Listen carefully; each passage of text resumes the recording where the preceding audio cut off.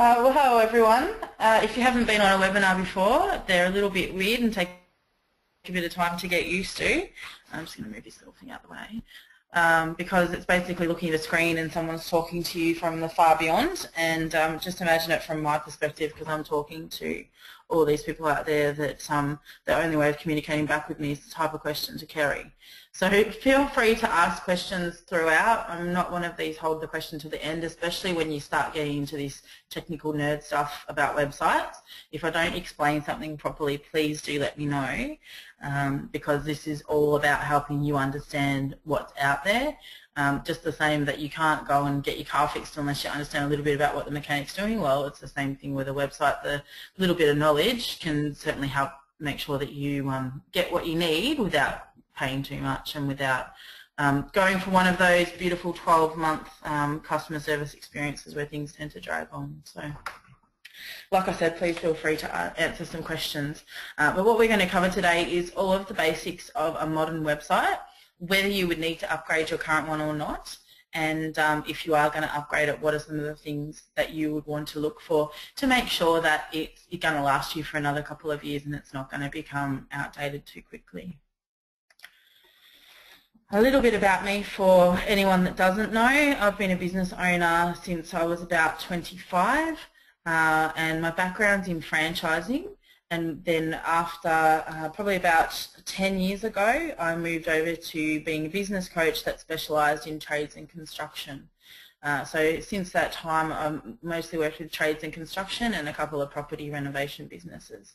About 3 years ago, I had a family, went on maternity leave, and scaled my business down. Business coaching is very hard to do when it's not full-time. And so I moved sideways into marketing, which is something that many coaches don't go near, but it was something that I always loved, low-cost marketing, because what that does is that gives you the opportunity to get the phone ringing, and once you get the phone ringing, you can take care of pretty much everything else in the business. So for me, marketing is always the key for small business, because if you can control when you turn the tap on and off, you don't have to worry about where the next job's coming from. I have a second business, which is a health clinic, so we don't need to talk too much about that, other than to say it's a breath of fresh air from always dealing with trades, but that's a passive business. My business, Graceful Solutions, is mostly passive, except for speaking as well. And to be completely disclosing, I now have partnered with the website company that I've been referring for a long time to offer websites that include a marketing component with me. So this website is not about spruiking that. It will have some information if you want it, but most part is completely independent. I want you to be able to take this information to someone local and know what to ask for, basically. So this is my 7th year with the HIA. I think I've spoken to around 2,000 members, and I know that because every year the different ones come to the conference because they need their CPD points. And that's enough about me. If you've got any questions about me, please shoot them through to Kerry, but it's enough about me. So what we're going to look at today is whether or not you need to upgrade the site that you've got. If you know that you have to, then you probably know that you have to. But for those people that are sitting on the fence, whether you need to upgrade it or not, if you are going to do a new site, what to do differently, all of the technical stuff and what some of those acronyms mean that are getting thrown around, and how to go about finding someone to help you. So the first thing to take away is how people use websites for the construction and trades industries. And what I want you to do is imagine that your website is similar to an exhibition stand, so a home show stand.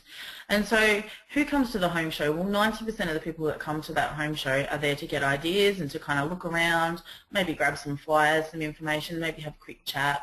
But they're not at that point where they're ready to start buying. And that's the same with websites. So people that are looking in those early stages of wanting to build a home, particularly a custom home, will commonly be looking at 20, 30, 40 websites, you know, over the couple of weeks that they're starting their research. So it's very similar to walking down the aisles of a home show and just being daunted by the number of options out there and kind of not knowing where to start. So with those people, all we want to do is we want to give them enough information and something a bit different. And you know, one of the words that I like to use is be a bit refreshing, so that if they look at 30 builders' websites, for example, that they come across yours and they're like, oh, these guys, what a relief, there's someone that's talking, you know, talking directly to me.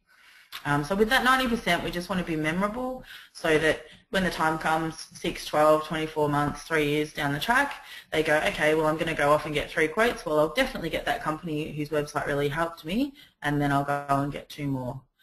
So that's what we want to do with those people. Then you've got the other 10 or so % that are actually genuinely looking to buy. And in the internet world, we can tell those people because they tend to ask a more detailed question. So instead of Googling, for example, Builder Sydney, they might Google sloping block custom Builder Sydney. So it's a longer thing that they're looking for, a longer search term.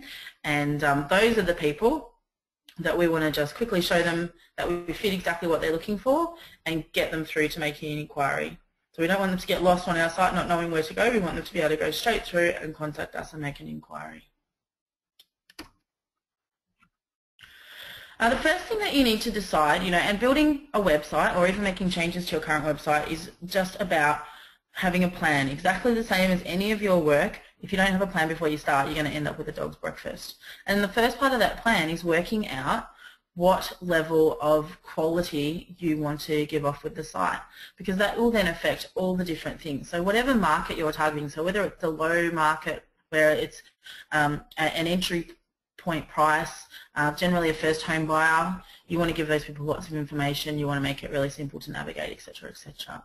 The mid-market, where there's a lot of people, and the high end, where there's actually a lot of people that want to deal with that market. So unless that's something that you're really passionate about, sometimes it's actually easier to compete in the mid-market because not as many people are going after it. So that's the first thing that you want to look at. And I've got a couple of examples here. Sheridan Building, that's some brothers. I'll show you their site in a minute. But they're very, very high-end. Mega Homes, which I found on the internet, I don't think that they'd mind me saying that they're targeting the entry-level home builder. And you can just see the difference in it's not just in what they say, it's in the colours, it's in the design, it's in what sort of information is on the homepage, etc., etc. So where you want to target, what's the sort of people that you want to deal with, becomes the first thing. The other point to make is the overall feel, and if you think about this in terms of your trade, of what job that you do, it's that all those small elements all combine together to give an overall feel.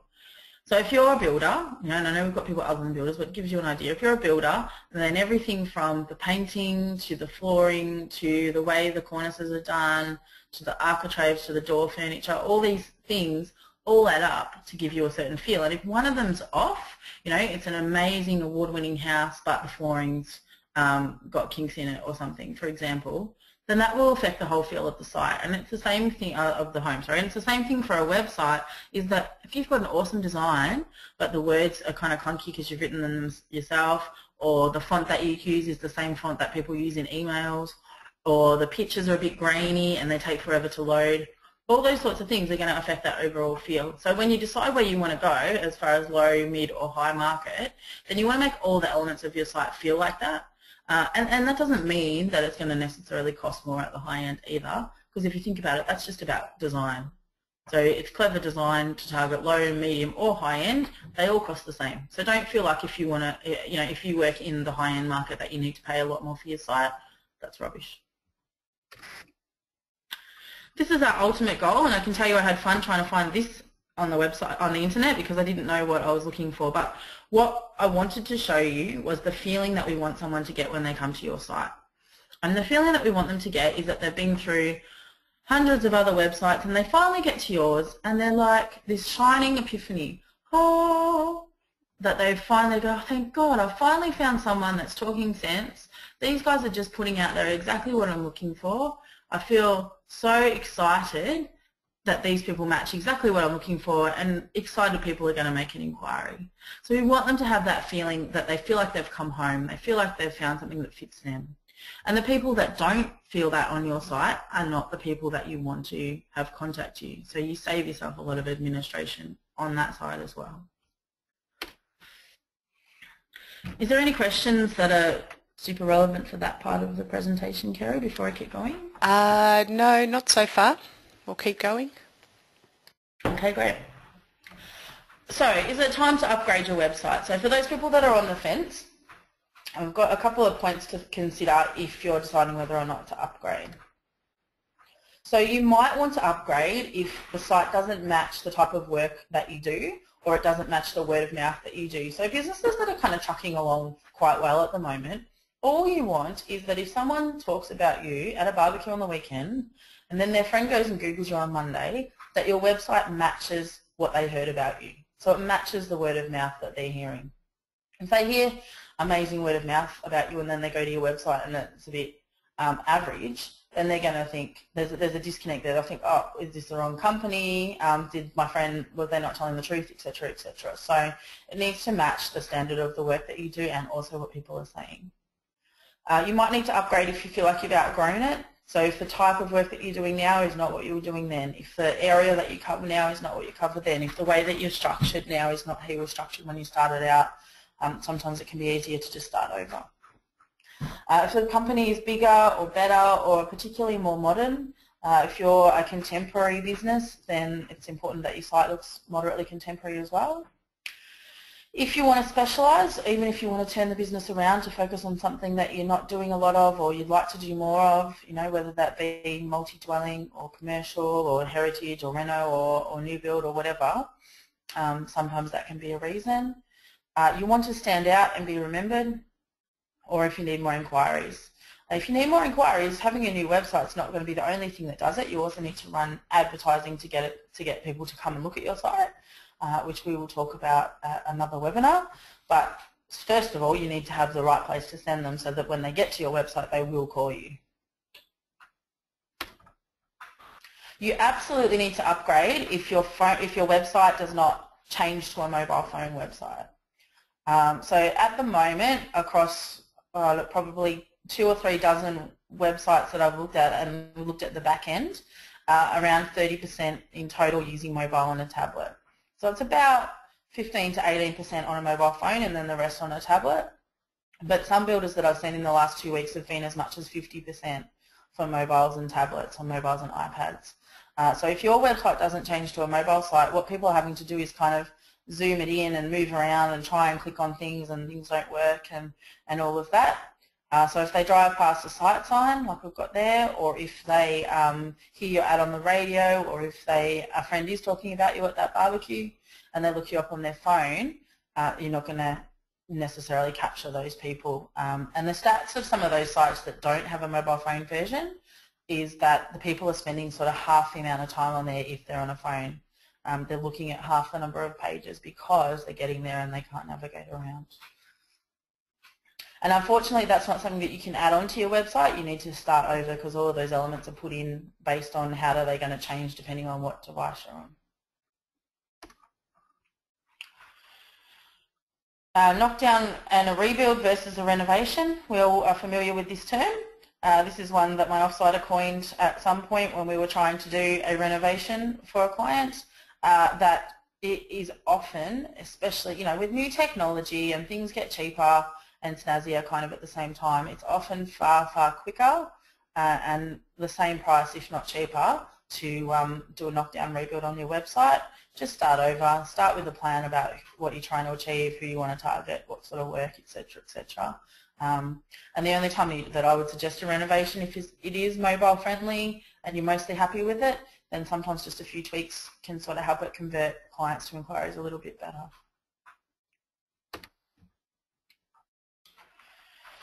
So, building a new website. So we're going to move on. So if you've got any questions about anything that I've just said with regards to upgrading your site, please do sing out now or at the end. But if you are now thinking, oh, I need a new website, I'll go through now some of the things to look for. So what to do differently that you probably or might not have done in the past when you put your last website together. So number one is marketing strategy. So that is just saying have a plan for, ideally, when someone comes to the website, what sort of person is going to feel like they're home when they get there, and what do we want them to do? What do we want them to click on first? Then where do we want them to go?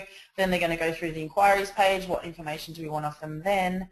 And you've got a plan about the sorts of people that are going to feel like they've found the right place when they see you, and then how they're going to interact with the site. So having a plan. Number two, have an idea of who you're trying to target, and the best way to work that out, unless you want to change the style of work that you're doing, the best way to work that out is to look at your 3 best clients that you've ever had and what they have in common. And that will give you an idea of your target market. If you would be happy to deal with that sort of person forever and a day, that's your target market. A well thought out menu, also called a sitemap. So again, that's about planning what we call the journey. It's about saying, okay, when someone comes to the homepage, then I want them to go read about us, then I want them to look at our portfolio, etc., etc. And your menu, rather than just being a reference point for everything on the site, can actually guide people through that process. Later in the presentation, I've got an example sitemap that I would recommend just for a basic site that includes all those marketing elements as well. So if Kerry sends you the slides after we're done, you can literally print that out and take it to someone. Client-centric copy. So that means that the text on the website is written from the point of view of the client. Most websites, especially in this industry, are very factual. This business was started in 1982.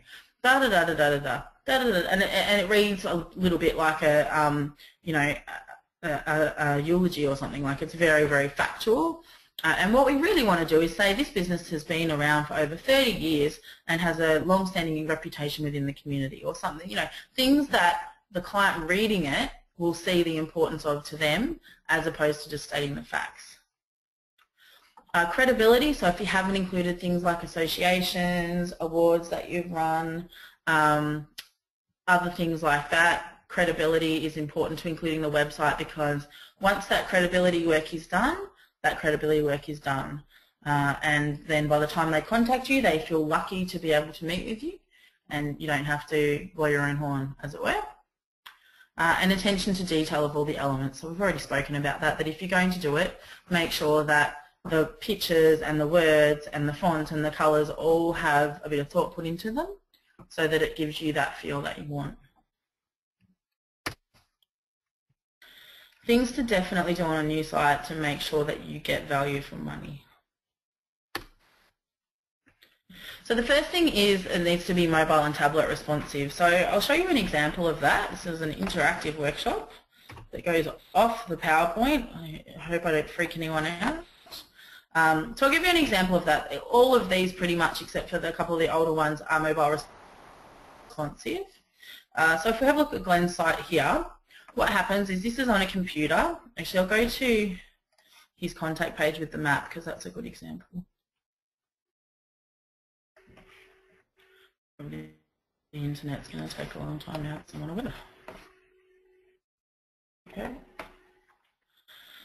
okay, so as we can see, we've got a map here, we've got a contact form, etc., etc.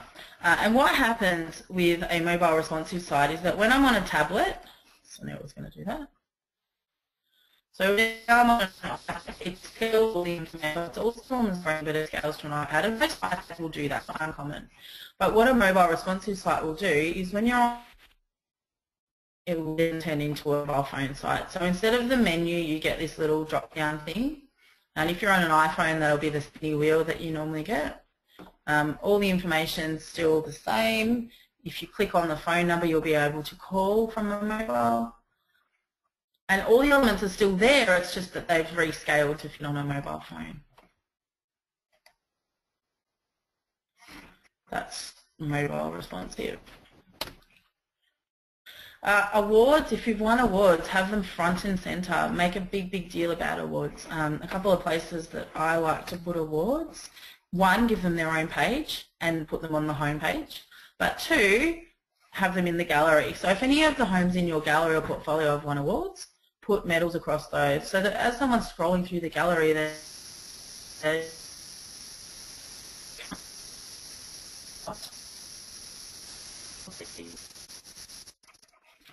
testimonials. I'm amazed at how many people don't have the testimonials on the site, and a lot of the time the reason is people won't believe that they're true, or I don't look at the testimonials myself. And so what I'd say to that is a lot of business owners aren't the sort of people that need to look at testimonials to make a decision, but a lot of customers are. And so the behaviour type of the business owner is such that we can make a decision quickly by ourselves, but there's a lot of people out there that are consumers that do care what other people's experiences were. So having testimonials is important, and then making them credible so people don't think that your auntie wrote it for you is also important. And the best way to do that is video testimonials. which I can show you an example of a video testimonial since we seem to have time. Right? But the second best way is by, let me find some testimonials. I think these ones are pretty good. So the second best way is by having a photo of the job next to the testimonial. And that. Hey Catherine, while when you've logged onto the website there, it seems to be causing the sound to break up a bit. Oh. Yeah. Is it okay if I don't move too quickly, or yeah? Yeah, we'll just try it now. It might be overloading the system.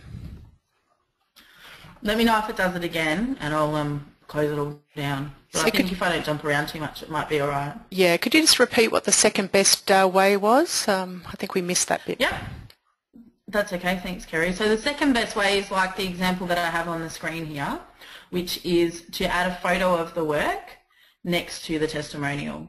And you can see there that what we've also done is used a copywriter to make those testimonials all roughly the same size, because I would rather someone read 6 really good ones than read 1 or 2 ginormous fantastic ones.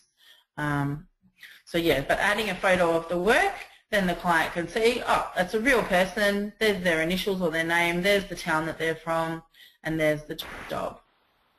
So it just adds an element of credibility to it. I won't show you a video because God knows what that would do to the sound. Yeah, exactly.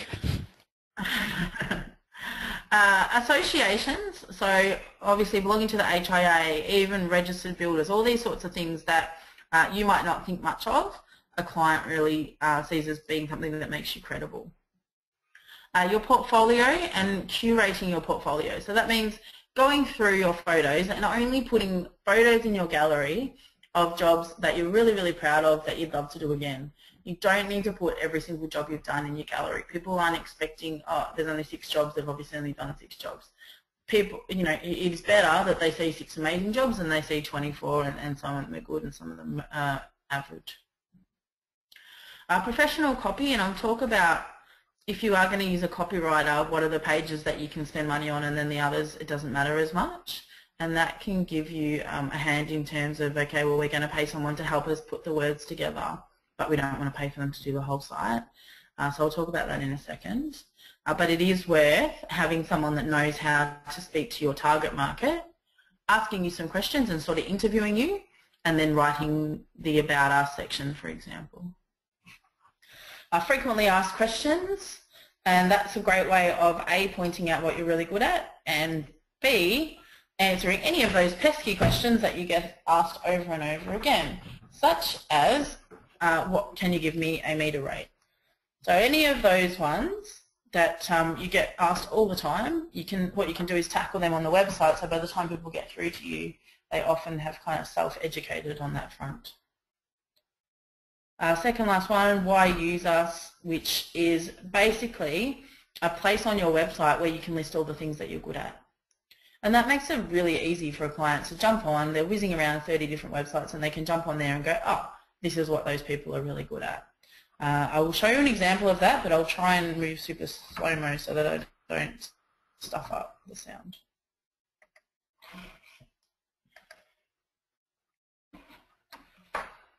Can we see that screen okay now, Kerry? Yep, I can see that okay. So, and I can hear you okay at the moment as well. I'll let you know if it starts breaking up. Please do. So this one for exceptional. So what we've got here is a very different website where you've got an image that's leading from the front and the statement, which, like I said, if you've won awards, if you've entered awards, if you've come runner-up, these are all amazing things for marketing. And then we've got a link here, nice in the front and center, what to expect when building with us. So that is the same as why use us. Other words that you can use, you know, why are our homes unique, our mission statement, our values, our customer charter, all these things are really just one page where you're able to collate all of the things that you can offer clients and let them see them in one hit. And personal info, it's okay to be personal on your website. now. You don't have to be a faceless giant organisation for people to trust you. The fact that you have a nice looking website that looks fairly modern and that thought's gone into it will make you look credible, but then you need to have a personal story because people would like to support a real person. Most of the time in a smaller business you've got the advantage that you can say to the client who they'll be talking to when they make an inquiry. So I think it's important to use that personal story because not all of the larger competitors can actually tell you you're going to speak to Peter the builder or Mary from the office, whereas you guys often can. So just some quick points on testimonials, and this is more for when you get the slides and you want to print them out, that you want to edit those testimonials to highlight, identify clients and include a photo, which we talked about, including awards. So basically if a home's won an award, anytime that photo is used on your website, I want the award logo on there so that the client cannot help but be impressed every part of the website, not just in the gallery, not just on the awards page. And video is better, as we talked about. If you'd like to see a testimonial video for a tradie, let me know. We'll give you my email address on the end and you can email me and ask for the link. And the last one, excerpts on other pages. So when you've got great material, when you've got an awesome photo or you've got an awesome testimonial, you don't want to just kind of fence that off into its own part of the website. So if you've got a page that talks about design, for example, and you've got a client where part of their testimonial talks about how great your design is, what you can do is you can actually use some of that testimonial on their page so that the client's reading it going, yeah, they're saying how great they are with design, but here's a client backing them up about what they say. So it becomes a more powerful thing where you've got a little bit of a conversation with your clients included. Awards, like I said, just enter the awards. You can get help with that. I use an interior designer who works with a copywriter, so the designer walks through the house and then the copywriter writes the award submission, and they do that together and it works fantastic. Use visual medals, so don't just write the awards in text, use the medals that we've got here. Include photos of the homes, include testimonial excerpts if they're relevant. So keep the whole site kind of consistent, that you've got all those amazing bits of content everywhere someone goes. Portfolio, curate your images. Like I said, only put the best images in there. Always, always, always you must have a website that you can update the photos yourself. Almost all modern sites will do that, but make sure that you can, because what you don't want is having a great job and a great photo but you can't get it up there or get around to getting up there, let's be honest. Photos need to be optimized for the web, which means that they load quickly. That's a nerd thing that they do, and then they load quickly. The gallery filter, so I will show you this one if I may, and what it means. Actually, I'll stop talking.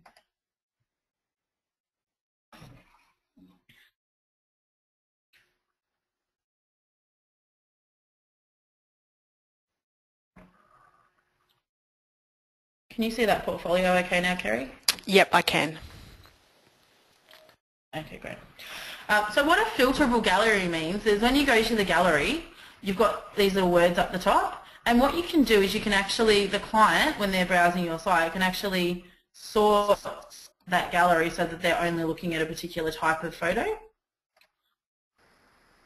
And that can be used really well for different features, or especially if you build in different varying markets, so you do commercial and multi-dwelling and residential, for example. So you can also sort them by job, which again is okay, but I think what's really useful to me is sorting them by type, because again, making people feel like they're in exactly the right spot is the most important thing.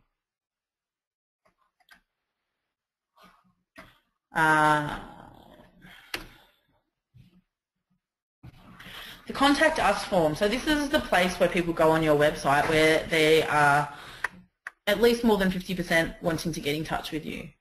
So I think it's a great idea to have a photo of one of your best jobs on that contact form, and it's sort of like a little pat on the back telling someone that they've made the right decision to get in touch with you. Now you can choose the fields that go in a contact form. So that little form there, while some of you might think that that's a little bit unnecessary and you'd rather them email you, that is a necessary evil to be able to track. If you are running advertising to the site, you can track how many inquiries. So that's what that's for. The other thing is that if you have your email address on the website, so what we call a naked email, you'll get heaps and heaps and heaps of spam. So with that contact us form though, you can choose what those fields are. They don't have to be name, phone, email. They can be whatever you like. So depending on the volume of inquiries you get, you can start using that form to head people off at the pass. So we've done things like when are you building, you know, under 6 months, 12 months, whatever. Do you already have land and where is it? What stage of the process are you at? What are you looking for in a builder? All these sorts of things that actually make it really valuable when it comes through. And also, where did you hear about us? Or how did you find our website? Again, include a testimonial on the page, another way of just patting someone on the back and saying, you know, go ahead, good choice to contact us.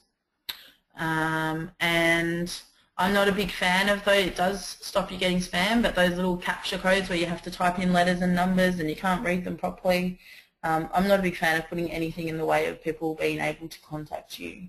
So if something's annoying, people might give up and just go to the next one. So I recommend that you usually take them off and put up with a little bit of spam.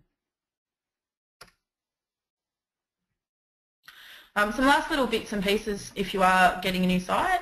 Have your main contact top right hand corner, so that's just where people will look for it. So if you want them to phone you, put your phone number there. If you want them to contact you by email, put your contact us button there. Have a high contrast, especially if you're targeting 3rd and 4th home builders, then make sure that your site's easy to read. Click to call, if they're on a mobile they can click on your phone number and call. Google Map if you are based where you build or where you do your services. If you are based on one side of town and do your services on the other, then a map's not going to do anything for you. But if you are a local, then having a map will help point that out. Newsletter sign up, that should say, so be able to tick a box and say, yes, please email me future projects so I can have a look at them.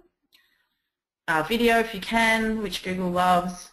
A PDF white paper, so that's like a fact sheet that people can download from your site. And client service landing pages. So this one, landing pages, is a term that you might have heard, and this is something that I'm really passionate about because basically what it is, it's getting your website ready so that if you want new business of any particular type, then you can start advertising for that and you can choose the sort of work that you're going to get. So to give you an example, and what it allows you to do again, is to sort of split people off, a bit of a triage system, and split people off according to what they're looking for and then talk to them in a way that makes sense to them. So it allows you again to make people feel even more like they're in the exact right spot. So I'll show you an example. So this is one for Matheson. So what Matheson has done, this is in the site redevelopment part of their website. Can you see that okay, Kerry? Yes, yep, fine. Okay. Don't want to blur anyone's eyes. So this is they've got a section about residential, a section about redevelopment, a section about commercial. And these words under here, the contrast could be a bit better, but these things here are talking about their benefits, but in terms of people that are investing in a redevelopment. And then the gallery images here for redevelopments. If I go to residential, wait for the gallery. This is an old style gallery. This is an older site. We wouldn't do this anymore. It takes a bit too long. So these words here, as you can see, this is a completely different format. You know, passion and heart, no question unanswered, consulting you often. These are all things that they do for all projects, but in terms of a commercial build or a multi-unit or a redevelopment build, they are phrased in a different way than they are to a residential client. And then the reason that they're called landing pages is that these pages can then be used, that if someone is finding you on Google and they're looking for example, a commercial builder, then they will click on commercial building and then they will go, instead of coming to your home page, that click will send them to your commercial part of your site. And so it's just another way so that they're landing on the commercial page instead of your home page, if that makes sense. And it's just another way of making them feel like, oh, this is a special it's commercial, but I'm exactly the right spot. I better make an inquiry. People can come into on a site that makes them feel like they're in exactly the right spot. And then I still look at other bits, but I've come in on that's relevant to me.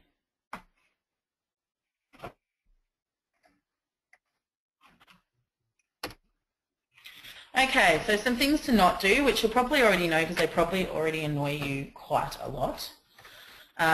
First one, having information that's irrelevant. So this is a bit like writing a resume. If you're writing your website for a particular client, you don't need to tell them stuff that's not relevant. So things that you've done in the past that aren't relevant to what you're trying to do now. It's just extra info. You know, I think one of the ways that we can be really refreshing from all of the standard sites out there is be quite to the point. Be quite simple. You don't have to say a lot as long as you're talking to the right people. SEO first copy. So if you've ever been to a website that says the same thing over and over and over and over again and reads really, really weirdly, it's been written in a way to kind of be appealing to Google, but I'm always of the mind, appeal to the client first and then do the Google-friendly stuff after that. But first and foremost, if someone Googles you and comes there, you want them to be able to read what you're saying. Smaller works is equal, so if you do smaller works, it's a good idea to split them off from the main pack so that then that way the people that are looking at smaller stuff won't think that you're too expensive and the people that are looking at the bigger stuff won't think that you're trying to be a master of all trades. Anything that spins or plays a sound or plays a video without the client wanting to. Now excuse my French there, I did present this in person last week, so I haven't changed that to suit a larger audience. But hosting that's not up to having lots of photos on your site, because you are in visual industries, you want to show lots of photos, that's why people are going to your website, and if your hosting is, you know, your $5.99 a month, $4.99 a month, it's not going to be able to keep up with those sort of photos, and people are going to be sitting around waiting for photos to load, and they will probably leave. Again, non-optimized images will make people nick off. Stock images. So stock images are photos that you buy royalty-free that you can use on your website. And a lot of the time they look like, you know, the polished family standing in front of the, you know, the brick veneer smiling or something. And those photos are better than having something really low grade, I suppose, but they do look fake. And Google is starting to rank you down if you're using stock images. So if you're using photos that they see on other sites, they'll start ranking you down because they're looking for genuine content. And naked email, so again, like I said, having your email address on the page. Any questions on any of that before we get, unfortunately, even more technical, but only for a brief moment, and hopefully I'm untechnical enough to explain it in a way that's not mind-numbing. Yeah, just if you could just explain for Matthew point 16, which is what is a PDF white paper? Maybe give an example of what they could do as a white paper, or what topics. Absolutely. Yep. So a PDF white paper is a fact sheet that you can have as a download on your website, so that someone that's browsing through those 30 or 50 websites comes across yours and is able to download some information and print it out and keep it in their hand while they go about their business. So examples that work really well for tradies and builders, how to choose a tradesman, things to look for when going about a renovation, you know, the renovation process, the building process, frequently asked questions, you know, 10 things that first homeowners should be aware of. Anything that's giving them information that they wouldn't otherwise have. It's stuff that might come really easily to you, but it's stuff that they may not have necessarily had. And so people will be really appreciative of that. Basically, it's the equivalent for when you go into their home or they come and see you in your office and you give them honest advice without wanting anything back about their home. I mean, obviously you hope to win the job, but you give them honest advice. Most of you guys would already be doing that, so you're doing that on the website in the form of a download. You can charge for it, though I don't usually think it's necessary, but what you can do is you can also ask people to pop their email address in order to receive it, and that just means you start building up a list of people that are interested in what you have to say. So it's something that if that idea gets you interested, it's something that I really like because it allows you to go, kind of jump out of the screen if you like. It allows you to go from being a website that they're looking at to something that's tangible in their hand.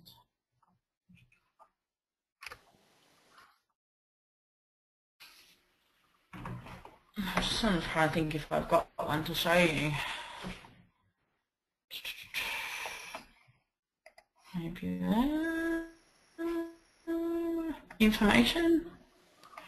Often I make the PDF, so here's one. So often I make the PDF a web page as well so that Google can search it. So this is going from Glenn's website, and often we tuck them under a section called information or advice, how to choose a builder, advice when comparing quotes. So you're making it nice and simple for people to get some information that's really going to help them.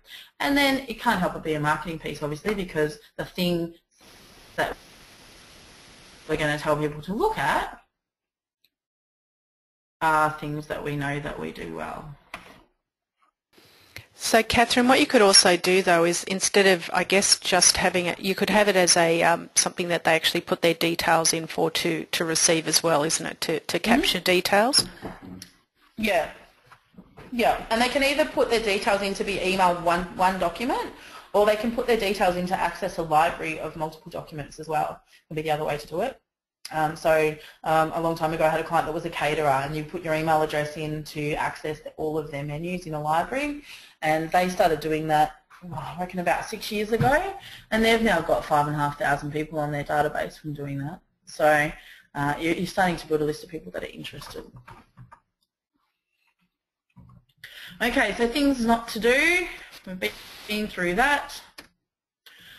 So what I'm going to do quickly is just explain some of these technical terms for you, and hopefully this will leave you better armed if you're going to talk to the nerds.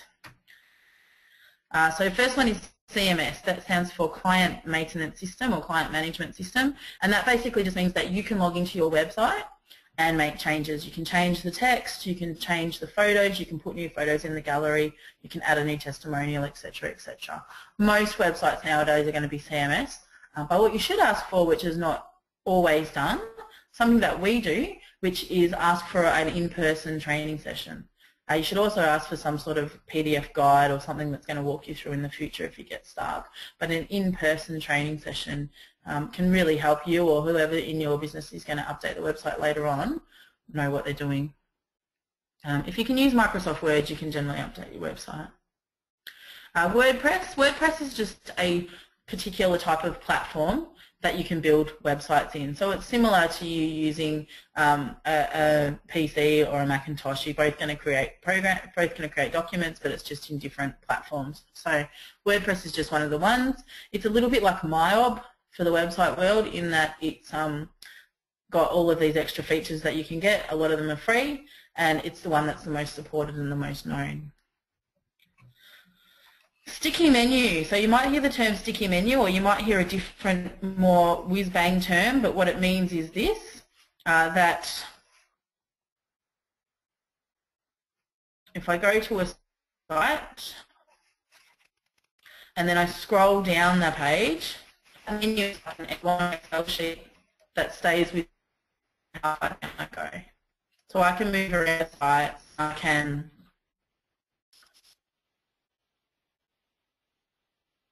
and then you'll come back. It means that you don't have to fit everything on that first part of the screen anymore.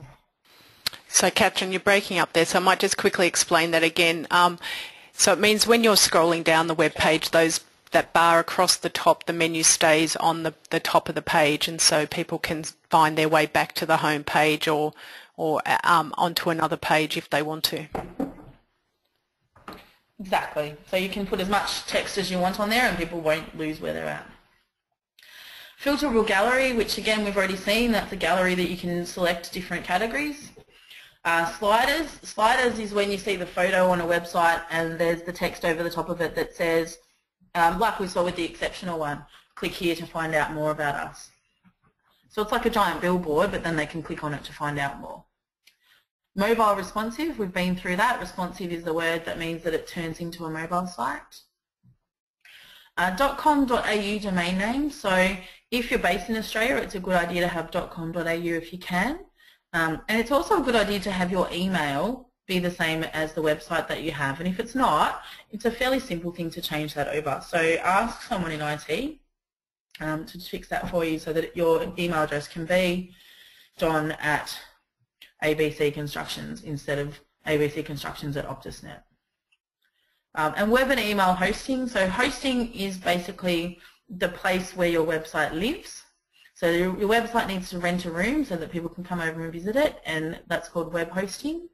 And email hosting is the same thing for all the emails that go in and out from your business.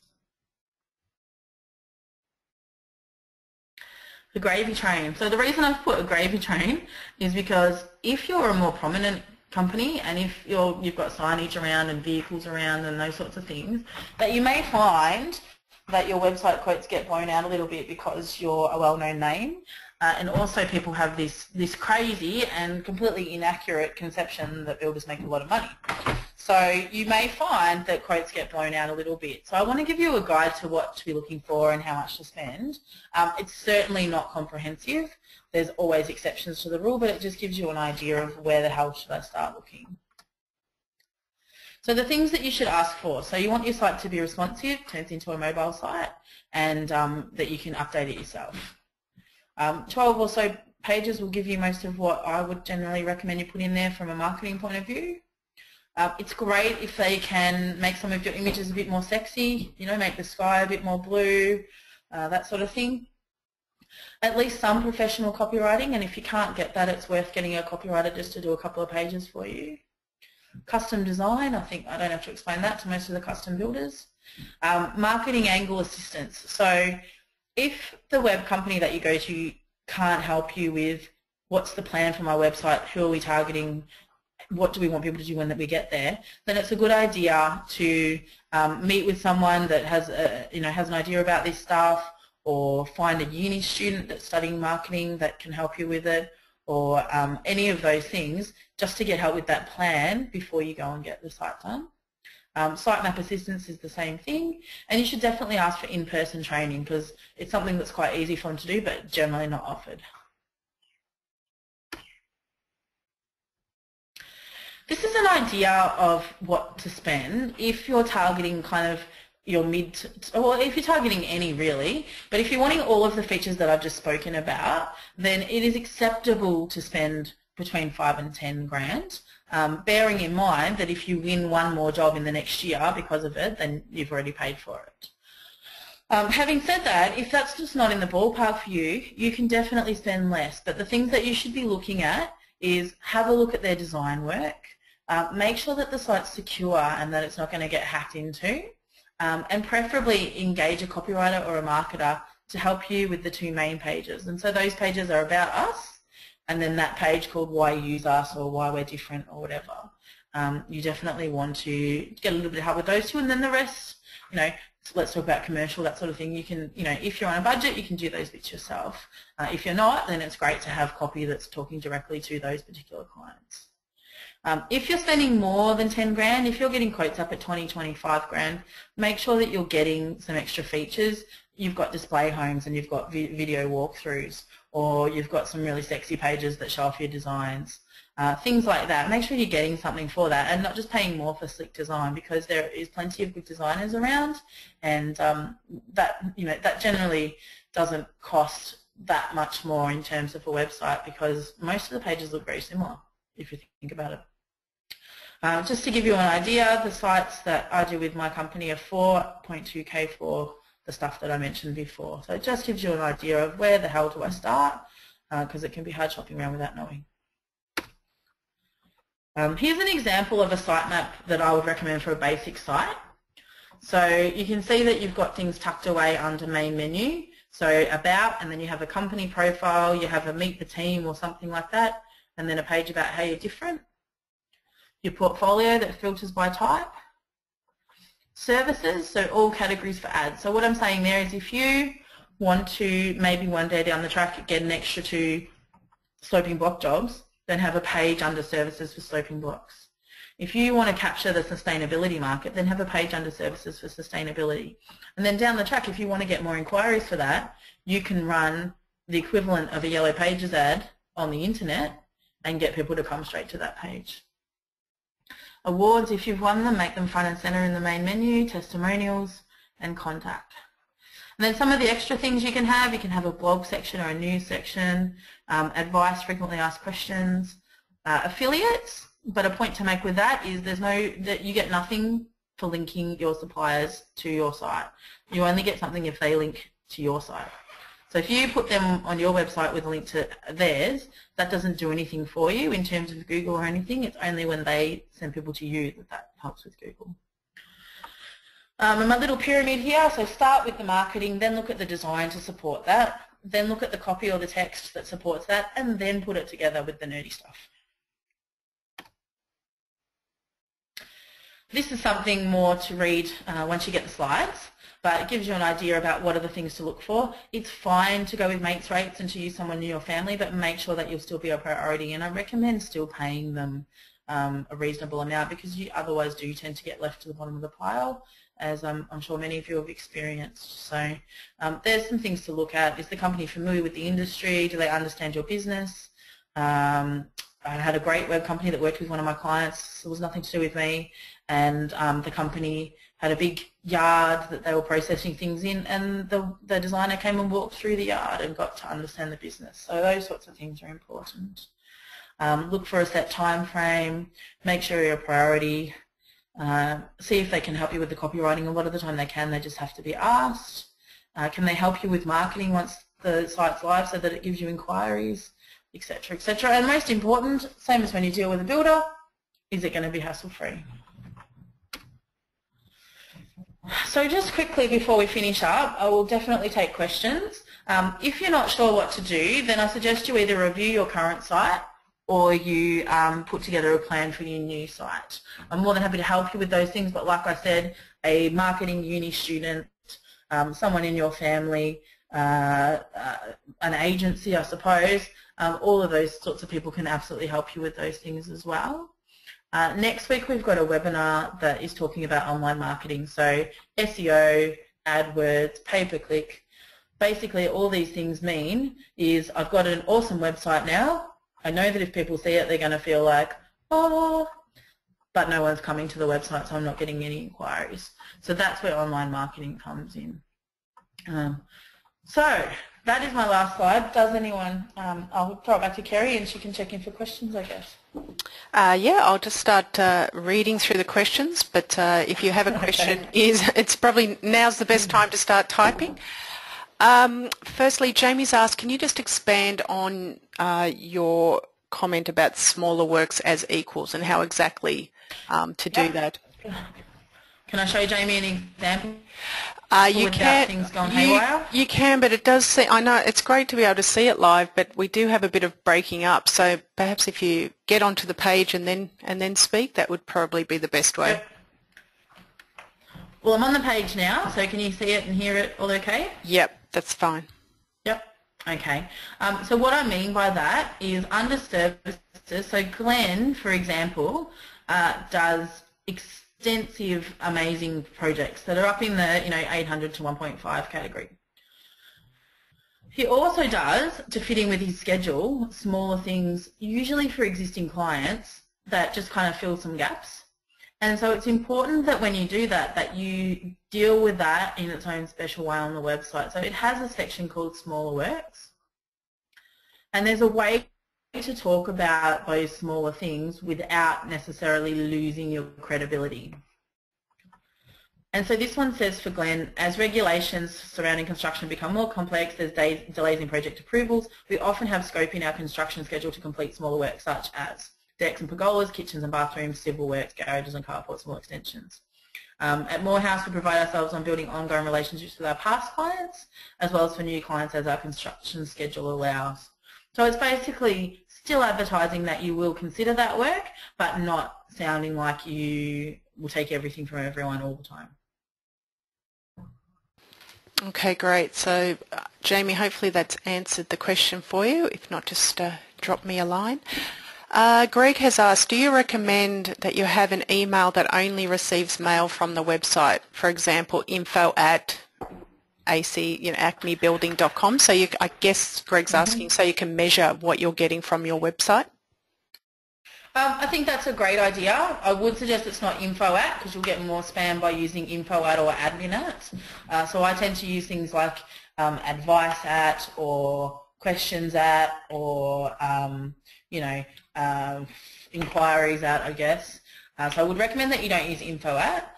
But yeah, it's a fantastic idea to have one that's just for that. You can measure how many people send you an email through that website if you're using the form, because it will count how many people fill out the form.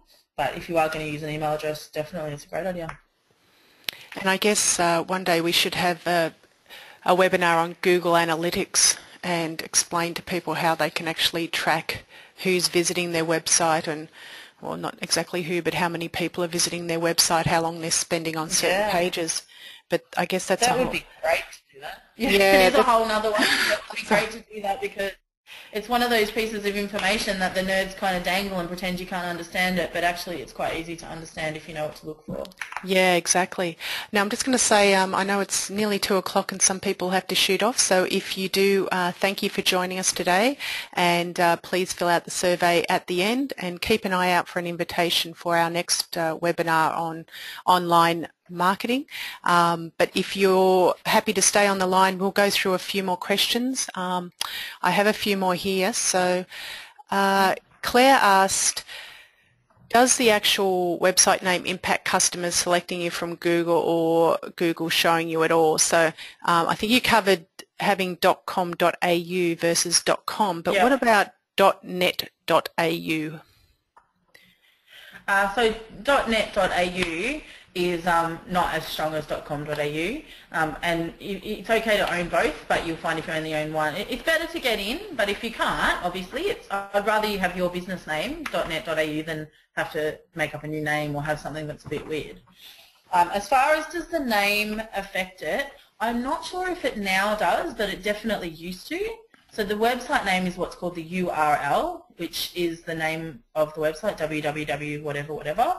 And Google used to search that as part of the criteria for what would come up, but I have a feeling that they don't, but I couldn't answer categorically. I'll have to check with my Google nerd. Okay, great. What's the cost for hosting, and do you buy a domain? I think Jeff's asking, do you buy a domain from Dodo or Crazy Domains, and what's the pros and cons from the? That is a confusing topic. It's a good question, Jeff, because there's a lot of people out there advertising, selling domain names, and they do advertise them at different rates. And I know a member who has purchased a domain name from an offshore company, but it appears that he doesn't actually own the domain name. So I know there's a few. I know there's a few out there, and my understanding is also you can only buy a domain name for a year or 2 years. Is that right, Catherine? Yeah, you can buy it for 2 years, but you get plenty of notice to renew it. So as long as your contact details are okay, you'll always have a chance to renew it. So with regards to a domain name, you can buy a domain name from anywhere, and it's very simple for your nerds to switch that over to your hosting. Hosting is a different thing. Hosting is where it lives. Domain name is what it's called. Domain name you can buy from anywhere. I've bought quite a few of mine on Crazy Domains, and I use that one to check for availability. GoDaddy is the one that the nerds that I work with use. But with hosting, those companies usually won't be up to what you need for the hosting.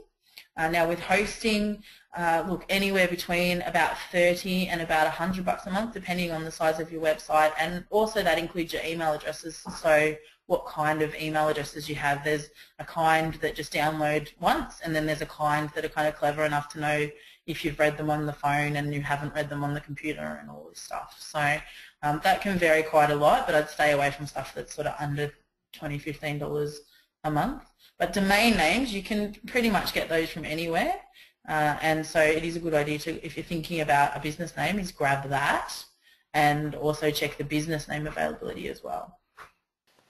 Okay, great. Now we did touch on some ways that you can create a website without having to go through necessarily using a designer.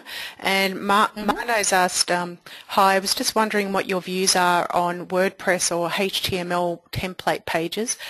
Are they as good as starting from scratch? They do appear to be much easier and cheaper. Yeah, they can sometimes be better if you think about how much work's gone into them. So depending on what you're after, but especially for the first time, you know, a lot of thought's generally gone into them. The problem is that you don't have that same flexibility. So if you decide you want to do something a bit different, then you may not necessarily cope with that. But for the first time, there's nothing wrong with using a template as long as it's got all the features that you need.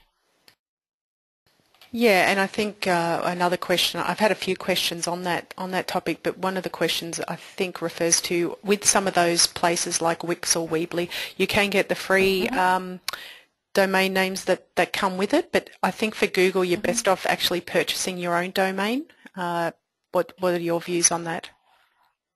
I don't know those products super well, so I probably would hesitate to say anything, but what I would say about domain names is make sure that you do purchase them or they're in your name.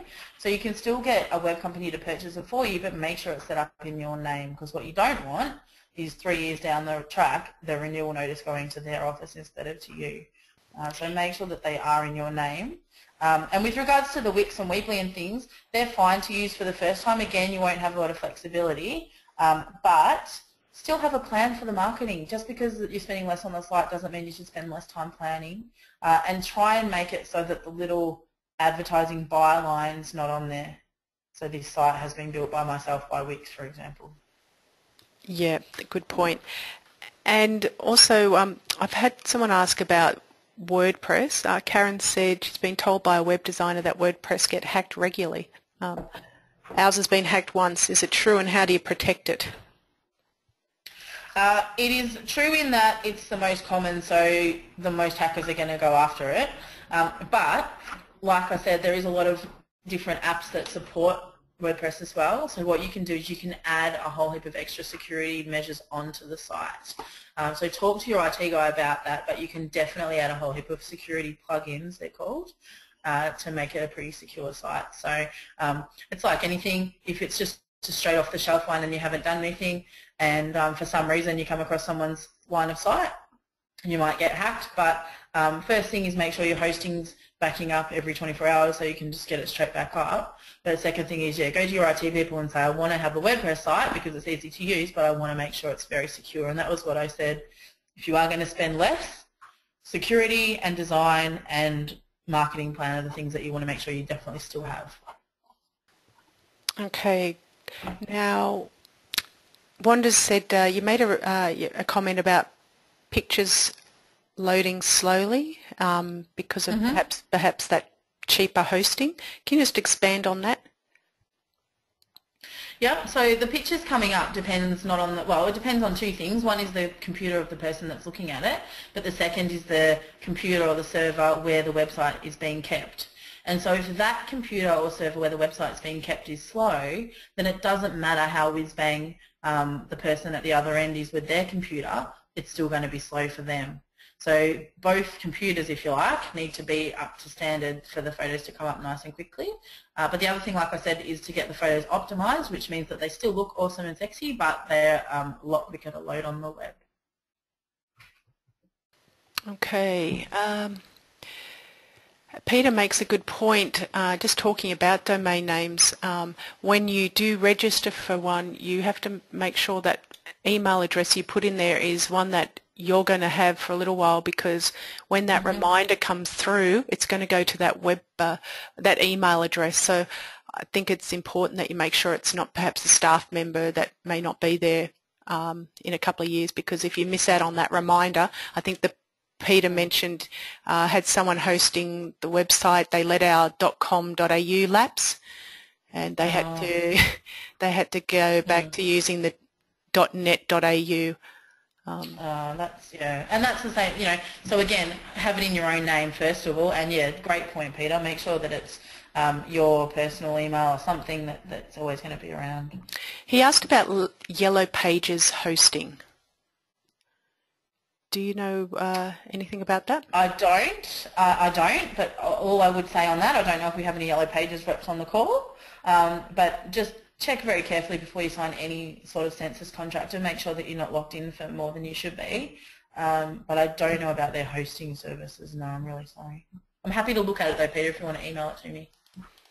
Okay, Matthew's asked, what analysis could we receive from the website? Basically, can the platform provide us with analytical data, that is web hits, landing pages, data received per week and month? I think that we just touched on that a little bit before, Matthew, and Google Analytics can help you with all of that, but can you, I think... Yep, so we would use Google Analytics because, again, you've got this giant company called Google that is keeping that up to date. So that's the absolute best product out there, and it's completely free. And so for all of the websites, when I create one, I generate that code myself and then I hand it over to the person, or I can keep an eye on it if that's what they want. And so the sort of things it'll show you, it'll absolutely show you how many people are coming. It'll show you what pages they're looking at, how long they're on the site, how long they're on each page. It'll tell you what percentage are on a phone, on a tablet, on a computer. The really important one, it'll tell you where people are coming from. So are they coming as a referral from the HIA Find a Tradesman website, or are they coming from Google, or are they coming from typing your address in straight? It'll tell you what country, which is sort of irrelevant. It'll tell you how your Google AdWords are going compared to the free stuff. So it'll tell you a whole heap of information. And gives you some goals. So a lot of the time I have marketing plans with people to get over 1,000 views a month or to get over 4,000 views a month or whatever, because that will translate to more inquiries. But analytics is the go there, and it's completely free. So if your IT person set that up, they can give you access and you can log in and have a play. Yeah, and I think that's a good point. Just to remind people that Google Analytics is for free. There's a lot of those tools out there that you can use that Google offer that you just need to know about them and then I guess learn how to use them, but they can give you a lot of information. But we can definitely run a webinar on that in April sometime, so if you're interested in that, keep an eye out for that. Karen asked, is it easy to switch hosting at the end of your term if they are one of the bad ones without losing your domain name? Yes, it is, but find a good host and get them to help you with it. It's extremely easy. They're not allowed to hang on to it for you, but they can make it very hard to navigate the website to get off there, if you know what I mean. I do get the feeling that people have been burnt in the past, Catherine, which is why we... Not excluding myself, Kerry. Trying to get out of... find my way to cancel things on certain websites. So, but yeah, choose who you're going to host with, let them know the login details and they'll generally do the rest. Great. Peter's asked, is it worth registering for back order for .com.au? I've seen that a lot too, Peter. I've tried to get domain names. It seems like every domain under the sun is gone. He's asked, does it really, go somewhere, or do they just keep holding on to it? I would not pin my hopes on getting it. It certainly, it doesn't. You don't cost anything to do it. So if it was something that you really wanted, but I would have a strategy for having a different name in the meantime, because it's unlikely that you're going to get it. Yeah, and I guess if Peter's had to go back to the .net.au, then perhaps maybe doing some of the AdWords and things like that might help move him up on the... And it will, it absolutely will. And again, most of the time you can control who comes to your site anyway, so it doesn't matter necessarily what the address is. Don't build your whole website trying to suck up to Google, because they'll change the rules anyway. So that's fine. Whatever it is, promote that and get lots of people coming to it. It doesn't really matter. Yeah. Jamie's asked, is 5 gigabytes a month for bandwidth enough? Oh, I have absolutely no idea. You're welcome to email me and I will ask a nerd. Okay. I just know at home I go over my limit every couple of weeks, unfortunately. So it seems we're forever using ours up. Barry's asked the question: is it better to have a professional build your website? I guess you would. It depends, Barry, on what your budget is. What we could say, Barry, is it better to have a professional build your house? Mm-hmm. Yeah, I guess it's depending on your budget. Yeah, if it's depending on your budget, it's better to have someone experienced at that budget level though, because that allows you to just get on with doing what you're doing and have it not take forever. So it is better. If budget is a constraint, then you just go for someone that is experienced at that level though. You can always find web designers that are on maternity leave, or that are not working for whatever reason, or they're working from home. So you can still find someone who knows and have it not cost the full whack if that's what you want. But I do recommend getting someone who knows, because then you don't have to worry about it. Yeah, and I think Peter makes the point, it's just like the building industry. You've got great builders and you've got some not so great ones out there who aren't HIA members. And it's the same with website design and building. You've just got to, I guess, do a bit of research and, you know, check the credentials. And it is tricky to wade your way through with so many people sort of shouting out that they're experts in this area. Yeah. Well, I'm a big fan of asking one of the past clients. So what you can do is ask for a portfolio and have a look at some of the websites they've done. And then when they're not around, ring up the people on those websites and say, what was your experience like building your website? Because it can look great, but you want to make sure the experience was good as well. So just do a bit of market research from the actual customers and you should be fine.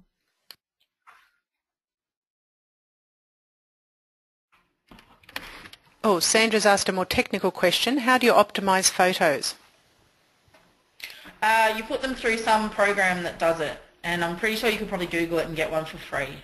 But I know I did a website for a developer who had turned into an artist, like a painting artist, and he had 2,000 painting images, and I know they had to get some special software to put them through that. So there's little programs that optimise them, I believe. It's sort of like a version of zipping things down or condensing them, I think. Yeah, we do it a little bit here just when we're doing presentations and we want to send the presentation out, we optimise, but again, we're lucky here, we've got an IT department, we can just right-click it and the program does it for us. Karen asked just a bit of an explanation on SEO first copy. So by SEO first copy, I mean that someone's written the text on the website to be appealing to Google before it's appealing to a client. And so when you see that, it's a bit old-fashioned now, you won't see it as much, but when you see that, they'll sort of mention the same thing over and over again. So the copy's been written with Google in mind before the client. So it'll be things like, you know, ABC Constructions is an excellent builder in Sydney. When you are looking for a builder in Sydney, choose ABC Constructions for all your Sydney building needs. You know, it's quite repetitive, and when you see that, you know that it's not so much written for the person reading it, but written to rank high on Google. Okay, so I'm coming to the last of our questions. So Karen just said thank you for that. Just a reminder to everybody that we will be doing another webinar next week, so that will expand a little bit on that SEO and Google AdWords and how to get people to your site. We did it in this order because, as Catherine said, it's great to have a website, but you've got to get people to it and the people that you want to get to it, not just a scattergun approach. Jamal has asked, many people use blogs as websites or have a website that is a blog. What's the limitation when it comes to marketing, even if you spread the word on social media, Facebook, Twitter, etc.? Well, WordPress was actually originally based on a blog. So WordPress, you can include a blog really easily.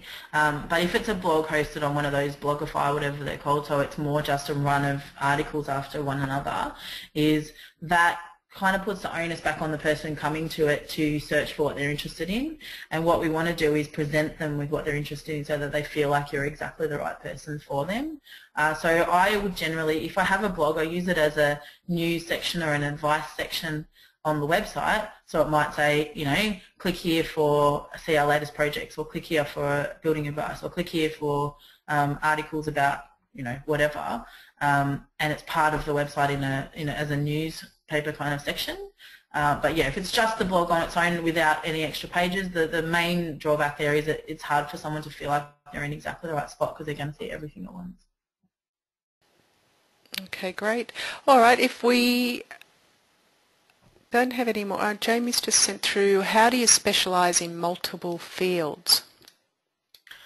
Depending on how far apart they are, you either have multiple websites or different landing pages. So the way Glenn handles smaller works and the larger stuff is an example of doing it within the one website. To give you an idea, Sheridan, who we looked at, they also do some fairly small renovations under 300,000. Now we can't put those small jobs on that high-end website, it won't look right, so they'd have to have a separate site for that, with a separate brand name usually. Okay, and so when you're talking landing page, that's you demonstrated that before. It's not necessarily something that you would build separately. It's a page within. Yeah, not necessarily. I don't think for this industry that's necessarily appropriate. So it can be separate to your website, and it's just a page that's there particularly for the advertising to kind of be expanded on, and then people can go to your main site from there. But for this industry, I reckon it's better it's just a service page on your site that's made out to look like it's the right place for someone to be landing. Okay, great. I think that is the last of the questions. I know Peter's asked if we could do these at 7 p.m. at night. It is tricky for our members to get here during the day, I know, but sometimes there's no ideal time, unfortunately. I do these nationally, and some people tell me evenings are no good either because they're trying to have dinner or spend time with their family. Yeah, but my toddler and my baby would have something to say about 7 p.m. That's right. But the recording can be listened to anytime. That's right. We do try and record every webinar so that nobody misses out. Unfortunately, with the recordings, you miss out on this lovely chance to ask specific questions, and it's great having Catherine captured so you can ask any specific marketing questions. But yeah, it is something we're looking at, Peter. We're trying different times with different topics just to see that we can cater for everyone. So. Yes, Jamie, I'm going to send out, as Jamie's asked about the online marketing webinar, I'll send a note out this afternoon with the link for that, but I'm also sending out via broadcast tonight about that webinar as well. I'd really recommend, I'm looking forward to that one, Catherine, because I need to learn a little bit about it as well. Forewarned is forearmed, I think. Yeah, exactly, and I've got a lot of examples of people sending me emails promising to get me on the first page of Google. Mm-hmm. Well, it's a good thing to Google their industry and see if they're on page 1 before you go too much further with those. That's right. It's interesting. It's such an interesting topic, isn't it? Just the way that everybody follows what they're doing, and then I think 4 times a year they change their algorithm, so everybody has to start learning everything over again. So anyway, I'm try a better way which doesn't involve that. Yeah, exactly, and I think that people have learnt in the past that trying to outsmart Google doesn't work in the long run. So that's why getting these proper tips are going to be so valuable. So I am going to finish up. Unless anyone has a very quick question to send through. Once again, thank you everybody for joining us. I'm sorry we had a bit of static during the webinar, but I think it is good to be able to actually see a live website whenever possible, because I know sometimes just talking about something doesn't really do it for you. And I'd like to thank you, Catherine. I know you had to rush back from regional Victoria to do this for us, so thanks again. And if anybody needs any help or any tips or just have any other questions, feel free to email them through to me, or Catherine has her email up there, but we're here to help you, so please send it through. Catherine, Andrew and Sherelle and Karen and Peter have all said thank you for today, and Jamie, so thank you everybody, and we will talk to you next time. Thank you. See you later. Bye.